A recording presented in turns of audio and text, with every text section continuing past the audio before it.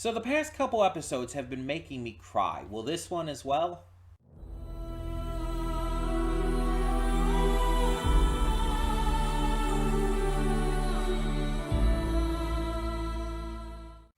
Hey everyone, welcome to Princess Gay. I'm your host Connie, and today we are here with my blind reaction to episode 1098 of One Piece. And we're only a couple episodes away from the big 1100. It is wild to believe that we are almost 100 episodes past episode 1000. Because that was such a massive milestone, and it feels like it was just yesterday. It feels like we just reacted to episode 1000 not that long ago. But, like, logically speaking, I know it was that long ago. Because it's like, that was, still in Wano before, Roof Piece even happened. That was before Luffy even started his fight with Kaido. So, the, final fights with Kaido. You know what I mean. The stuff on the roof. Because that was like when we had the big shot of the entire crew together on the dance floor and everything. So it's wild to think that it was that long ago, but at the same time, it's like, oh yeah, it was definitely that long ago. But yeah, we're almost to 1100 now. We're in the midst of Egghead, and shit's already been going down.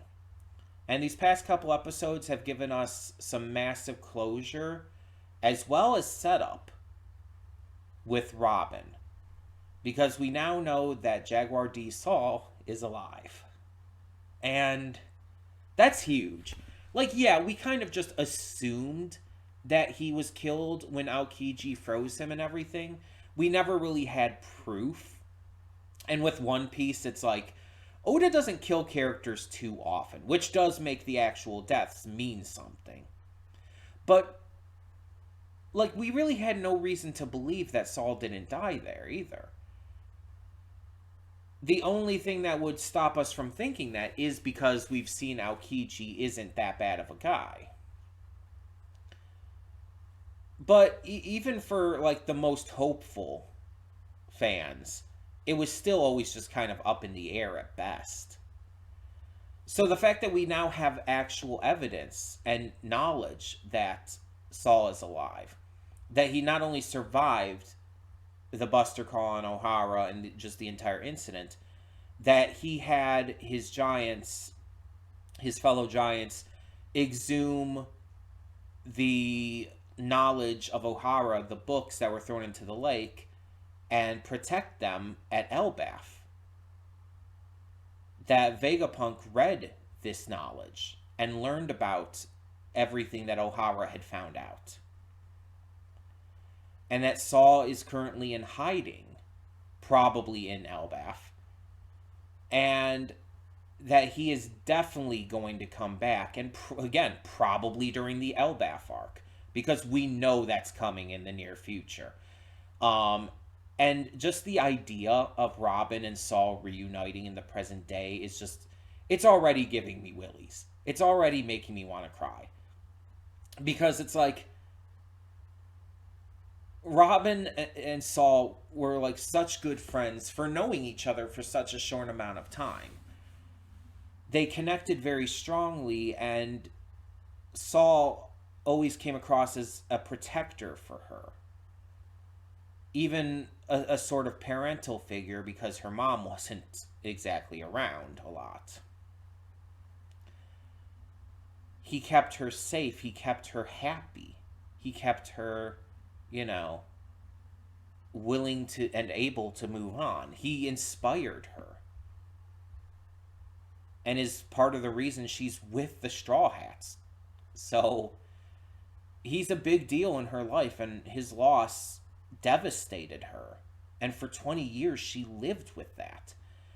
And not to mention it being tied in with the Ohara incident in the first place.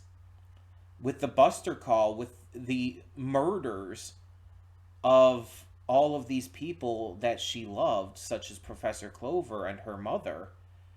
It's like, yeah, this girl's traumatized beyond reason.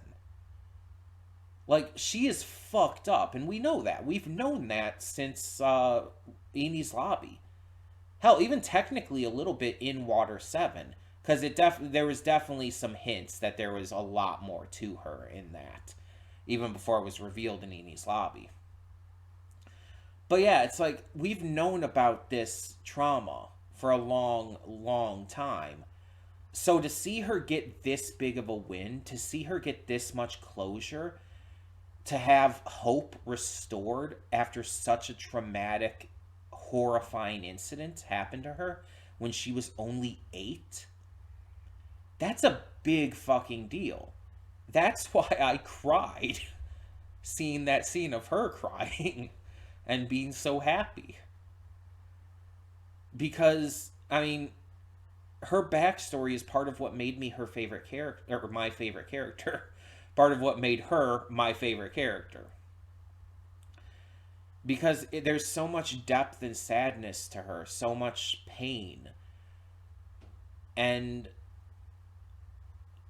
she, for so long, believed that she didn't have the right to be alive. That her life meant nothing, and that nothing as such mattered to her. She finally found some semblance of happiness with the Straw Hats. And so when they came to fight for her and they gave her hope again, they showed her that she could want for things, that she could live for things. It reminded her of Saul, the last person who did that for her. It reminded her of how he, from her thoughts to her knowledge at that time, died to protect her. The very thing she was trying to do for them now, dying to protect her friends, the Straw Hats. But when they refused to give up and told her that basically told her that she had the right to live and the right to want to live, that's what got her to understand that she is worth it. And that's what made her my favorite character. And why she's still my favorite character. Even though Yamato got pretty close, he didn't overtake it for me. Robin's my favorite and might always be. Though I'm always open to another character taking that spot. I am very much always open for that. But Robin will always be in the top for sure. Whether number 1 or even if she does end up getting surpassed, she'll always be up there for sure. And it's episodes like these past couple that have, again, given her all this, like, hope again. Given her all this closure. That, yeah, they make me cry. Because I care about this character. And part of that might come down to just the fact that I connect with fictional characters super easily because of my autism. And I, like, get very emotionally attached to them. So part of that might be the case here. But it's also just so expertly crafted and written by Oda that it's like, how can you not get emotional? I've seen a couple other reactions on YouTube, and yeah, people are getting emotional at this, as they should be. Because that's the intent. That's what Oda wanted you to feel here. You were supposed to feel the same happiness and excitement and emotions that Robin was feeling. When it cuts to her, the smile, the wavy smile spreading across her face as she cries out of just pure happiness. You're supposed to feel like just the utmost joy for her. Relief and pure happiness. That's what you're supposed to feel, and it's something that can bring you to tears easily. So yeah. And on top of it, we learned more about Dr. Vegapunk, We learned that his clones are, well, clones, that they're not just like, robots or something made to act on his behalf and whatnot and be part of him in that way. They're like literally clones that were created to house different aspects of his personality and share the workload and the brain capacity for the sake of, ease. Because Dr. Vegapunk is a devil fruit user. He ate the brain fruit, which causes him to absorb knowledge in a way different than most people. He literally absorbs it into his brain so that his brain physically grows with every bit of knowledge he absorbs. Um, because of this, his brain ended up becoming so massive that his head itself grew to giant size. And eventually got to a point where he couldn't, like, really handle it anymore and had to cut it down. So, using scientific advancements and stuff, or possibly some science from the Void Century, which we're finding out was a lot more technological than we would have expected. Either way, it's not fully said one way or the other yet, but he was able to cut out his brain and have it connected via antenna via the apple on his head to the punk records at the top of Egghead. And this allows him and all of his satellites, all of his clones, to feed the information into basically a central library that allows any of them to access it at any time, as well as, input more information into it. He is fully connected to it. He's fully good. It's all okay. The science is amazing, and he's, a literal genius in every sense of the word.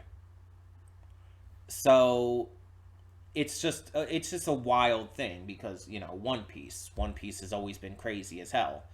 Like, I've shown some of this stuff to my sister, and my sister hasn't, like, watched One Piece in quite a while. The furthest she's gotten is Fishman Island, so everything she's seen beyond that has been because I've showed it to her.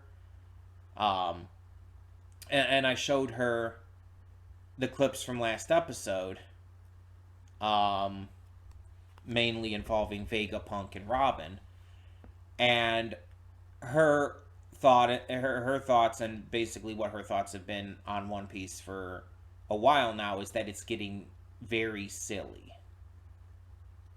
that it's becoming less serious and more goofy and more ridiculous. And I'm like, I'm like listening to her say this, I'm like, you watched so much of One Piece and you thought it was, like, serious? One Piece is excessively silly. It's always been excessively silly, and it always will be. That's just part of what One Piece is. Like, yeah, there's some serious moments and themes and topics as well. But One Piece has always been this silly. This isn't, like, new. Like, yeah, you could say, like, some of the visuals and whatnot are a little goofier than normal. But still. And like, one thing my sister was, like, pointing out that looked ridiculous was, like, Vegapunk always having his tongue sticking out. And it's like, I'm trying to explain to her, it's like, you do know that his design is based off of, like, that one picture of Einstein, right? It's like, you do understand what that's supposed to be referencing, right? And she's like, still, she's saying it still looks just ridiculous and silly. It's like, yeah, that's the point. It's based off of a very silly picture of Albert Einstein that Oda just found funny, I guess. It's like, there's not really a lot of depth to it. It's based off of a picture, a silly picture of an absolutely genius person. That's the point. Vegapunk is meant to be an absolute genius who is also a little silly and goofy. And it's just like, yeah. I don't get the complaint here. I don't understand, like, I don't understand how you could watch any of One Piece and think some things are too silly. It's like, if you're watching One Piece, if you're any level of a fan of One Piece, I don't think you really have the right to say anything is too silly. Because that's One Piece in a nutshell. It's super silly. It's always been super silly.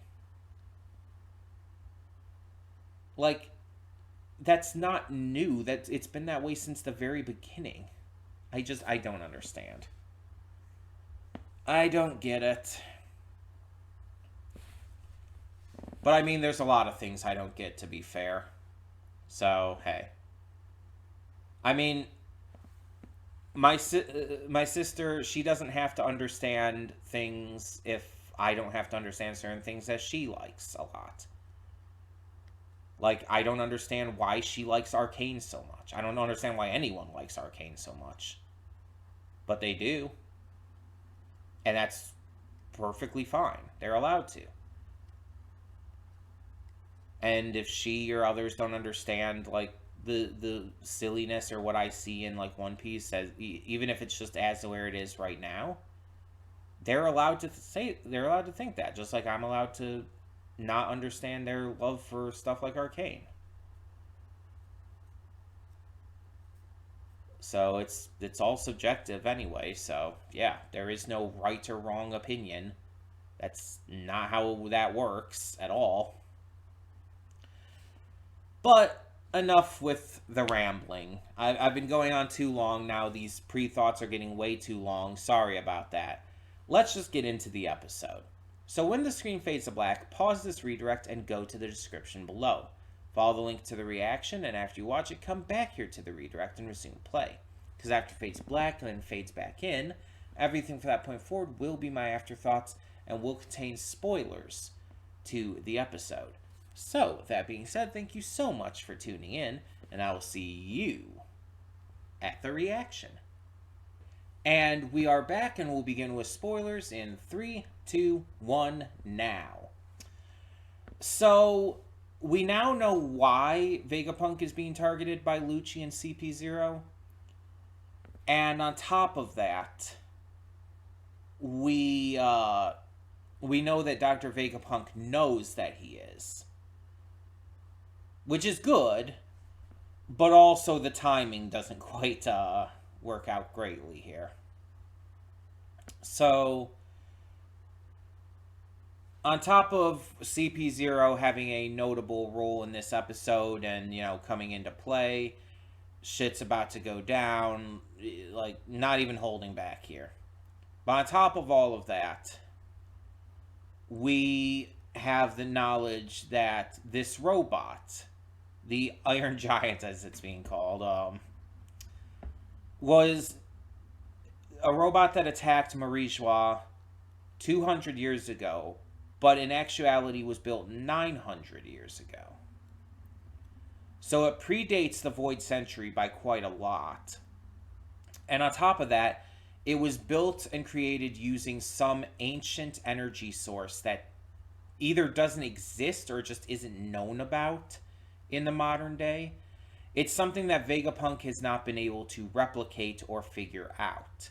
So even though Punk Force 1 or Vega Force 1, whatever the fuck it's called, the robot that Lilith was controlling, even though that robot is otherwise pretty equatable to the Iron Giant, it's still not a perfect copy. And we know Vegapunk is pretty neurotic about that. We know that he's a perfectionist.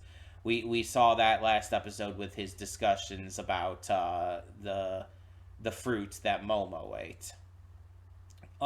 And his big, like, letdown with it was that the color came out wrong, interestingly enough. But yeah, so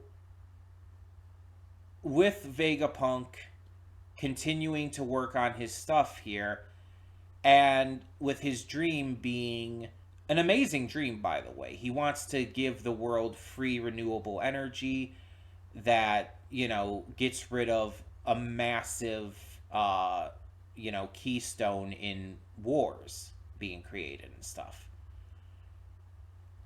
And so, in order to fuel this dream, he has to, well, get fuel. He has to find out and study all of this stuff with energy and how all of that would work, and try to figure out getting closer and closer to this ancient source of energy that, powered this iron giant. However, it is undeniable that this ancient source of energy is being, just like everything else that has any relation to the Void Century, it's being censored by the world government. They don't want anyone to know about it, and so they're hiding literally the entirety of its history from the world. So, with the fact that Vegapunk is getting closer to that energy, and let's be honest, probably just his dream in general goes against the world government's desires, they're sending CP0 to come and assassinate him. The genius scientists that they've been utilizing for their own goals and research and, sciences and stuff, they have now chosen to throw him to the wayside because he's, in their eyes, posing a threat to their, power and rule. Because that's all the world government cares about, staying in control. They don't actually care about the people. That's been proven time and time again. They don't care about actual justice or right versus wrong. They just want to maintain their positions and their power over others. They, and especially like with the Celestial Dragons and the Elder Stars and just everyone, really. Probably Emu as well. They just want to maintain their control. And, I mean, it makes sense. The world government was started by a bunch of kingdoms that wanted control. And they didn't like the idea of, basically free will, and didn't like others going out against them and everything. Anything that could pose a threat to specifically their reign of terror is deemed as dangerous. Even if it's something as simple as free knowledge, free energy. It's fucked up beyond belief, honestly.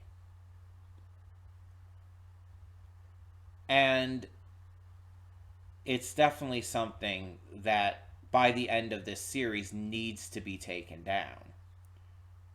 Not just the world government as a system, though that definitely needs to be destroyed for sure, but the very core concepts, themes, ideologies, everything that they stand for needs to be deconstructed as well. Obviously, you can't necessarily rid the world of an ideology that easily, but by destroying kind of the biggest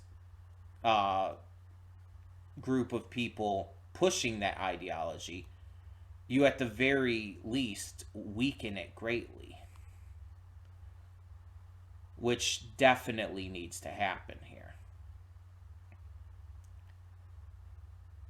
And it's amazing to me that there are people who try to act like One Piece isn't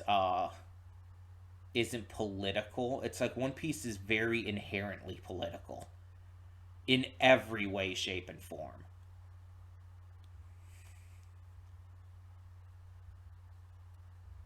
And it's wild that there are people who try to act like it's not. But people will be stupid,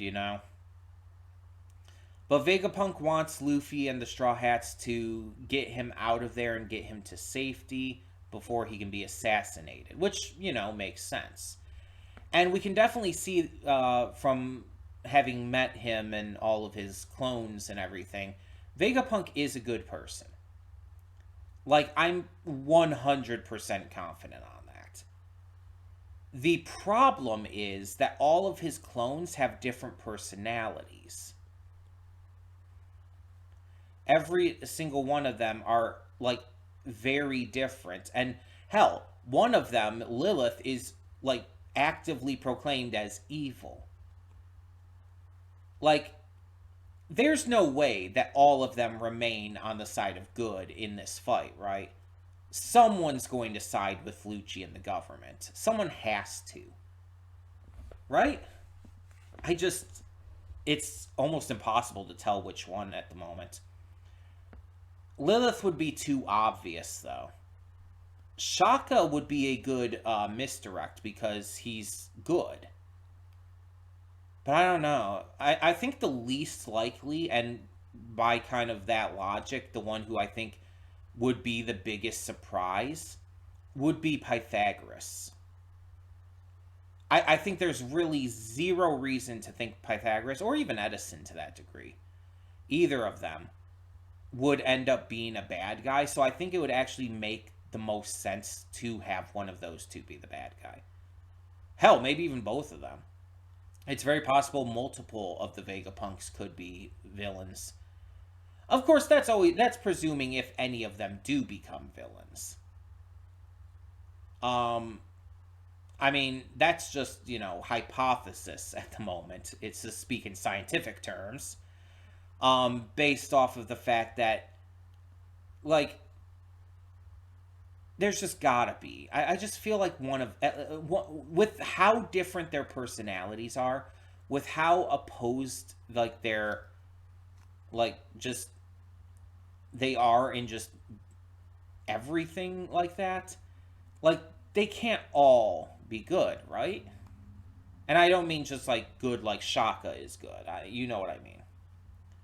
I don't know. I feel like at least one of them's got to end up siding with Lucci and CP0 in this oncoming fight. Also, interestingly enough, Luffy doesn't know Lucci's coming yet. Everybody, Luffy, Jinbei, and Chopper, I should say, don't know Lucci's. Oh, and Bonnie, if you want to be technical. She's not part of the crew, though. Though Jinbei also wasn't at Eni's lobby, so. But everybody else who's with Shaka right now, well, and Lilith and Pythagoras, everyone else in the control room, they all know Lucci very specifically is coming. And yeah, that's going to be really interesting because they know who Lucci is. Except Brooke. Actually, Brooke doesn't. Well, actually, Brooke's not there, though. Brooke's on the ship with Zoro, right? So, yeah. Everyone there, though. Robin, Sanji, Nami, Frankie, Usopp. They all know who Lucci is. They all understand how big of a deal he is. And I think any of them would be able to figure out that it's like, oh, yeah, we've gotten stronger over time. Lucci has more than definitely gotten stronger. So they're not just going to count him out because Luffy was able to beat him before. I'm interested to see how this attack goes. We see that they're attacking at the very end there. I'm interested to see how this ends up going down. Also, interestingly enough, I think this arc is still going. I think it's kind of in its final stages in the manga. But, interestingly enough, this arc doesn't seem like it has as much to it as, like, other big arcs like Wano or Dressrosa, or even slightly smaller ones than that. Like, you don't have as many new characters. Like, you have new characters, but they're all Vegapunk.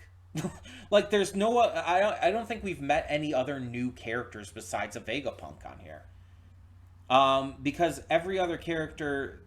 Like, the only other characters we've seen here are characters we've already known, like Bonnie and Lucci and everyone. The only new characters are the Vegapunks. There's some like random little like background characters walking around, but they, aren't what I'm talking about here. I'm talking about like characters you would expect to see in something. Like you have Water 7, you have all of Galila, you have um you have the Frankie family, you have Bluno at the bar, so on and so forth. With Thriller Bark, you have Hogback, Victoria Sindri, you have Absalom. You have all these characters introduced who are like notable parts of the arc. And this, it's just the Vegapunks, who are basically one character. So it's very different in that regard. It feels like a lot more. How do I put it? A lot more like about the knowledge that we're gaining and less about the island itself. Most of the time when we get a new arc, there's a lot to do with the island. There's a lot of exploring and checking out the island, and there's a little bit of that here. But it seems more about like the big reveals and the knowledge and everything kind of coming to a head in that regard than anything, which makes Egghead seem pretty unique just in terms of its focus here. And I'm all good with that. I'm just, curious as to how this is going to go. Like, is the rest of the arc going to be like action stuff, like fighting and everything? I genuinely don't know. But I'm excited to find out. I'm excited to see what more they do going forward, because Lucci and CB0, they're just attacking right now. Like, there's not really much else to say. They're attacking. And so far, this arc has been very streamlined. There hasn't been a lot of like lollygagging around. There really hasn't been much in the way of God, what is the word? My mind is blanking. In terms of, I guess filler is the best way to put it. It's just been so focused from the start. Like even the other stuff we got, like with Bonnie and the police Kuma and everything, is really relevant to the story, clearly. And the stuff we got in this episode with Kuma, like the actual Kuma leaving Kamabaka Kingdom, where the Revolutionary Army is currently stationed. It's like, this is all super relevant. And it's just not 100% clear in what way and why yet. But that's kind of like the big mystery, finding out how everything connects and how everything's going to like really like come together during this. Like, is Kuma coming here? What's the deal with that? Does he somehow sense that Bonnie is in danger? Is that why he's coming? Who knows? Is he going somewhere else? We don't even know if he's coming here. There's so much mystery, and I'm very, very excited for that, because it allows me to, experience this all without knowing what's going to happen. Because the thing is, like I've said before, there are a couple things that I've been spoiled on just due to the fact that, the One Piece community is shit with spoilers. So the fact that I know some things coming up is disappointing to me, but when I'm still caught this off guard, it shows like I know very little, all things considered. Like I know like only a couple things, but I don't know the context behind them. I don't know the information behind them. And again, it seems like it just in the general scheme of things, I still know very little. Because I mean, there's a lot that's been surprising me, and I'm very hyped about that I'm getting so surprised still. There's just a lot to come, and I think it's gonna be like really intense, just at all points pretty much going forward from here. I really can't see like